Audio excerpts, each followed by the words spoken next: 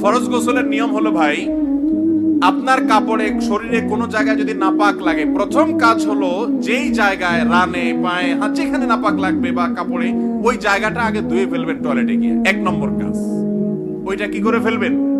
নাপাকের জায়গাটা টেপে ধরে বা টিউবওয়েলের পানিতে ধরে বা পানি ঢেলে ওইটা আগে ডলে ধুয়ে ফেলবেন। ওইটা ধোয়া শেষ, এবার দুই হাতের কবজি 3 বার পর্যন্ত ধুবেন, তারপরে 3 বার কুলি নাকে পানি দিবেন, এরপরে মুখ ধোবেন অজু করার মতো, তারপরে হাত ধোবেন কনুই পর্যন্ত, তারপরে মাথা মাসে করবেন, এরপরে পাও ধোবেন না, পাও ধোয়াটা স্টপ রেখে মাথার উপরে পানি ঢালা শুরু করবেন।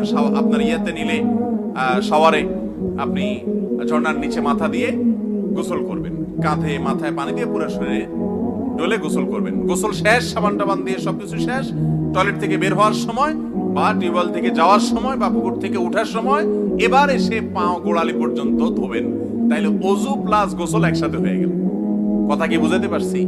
অনেক মানুষ আছে দেখবেন গ্রামে, পুকুরে গোসল করে উঠছে, উঠে এবার ঘাটে বসে আবার কি করে? অজু করে। এটার কোনো প্রয়োজন? অজু গোসল একসাথে হয়ে যায়। এভাবে যদি গোসল করেন ফরজ গোসল, তাহলে ওই ফরজ গোসল এভাবে করার কারণে একটা সুন্নাত জিন্দা করার সওয়াব হবে, কারণ হাদিসে এভাবে গোসল করতে বলা হয়েছে। কথা কি বুঝাতে পারছি? শুধু ফরজ গোসল না, সাধারণ গোসলও যদি এভাবে করেন তাহলে সুন্নাত আদায় করার সওয়াব হবে। মনে থাকবে তো ইনশাআল্লাহ? গোসল যখন করবেনই একটা সুন্নাত আদায় হয়ে যাক, ওযু করার মতো করে ওযু করবেন, এরপর গোসল করবেন। মনে রাখবেন নবী করিম সাল্লাল্লাহু আলাইহি ওয়াসাল্লাম প্রত্যেকটা সুন্নাতের রহস্য আছে, কোনো না কোনো উপকারী দিক অবশ্যই সেখানে আছে। আপনি যদি করেন নিজে লাভবান হবেন ইনশাআল্লাহ। তাহলে এটা হলো গোসলের ফরজ গোসলের পদ্ধতি।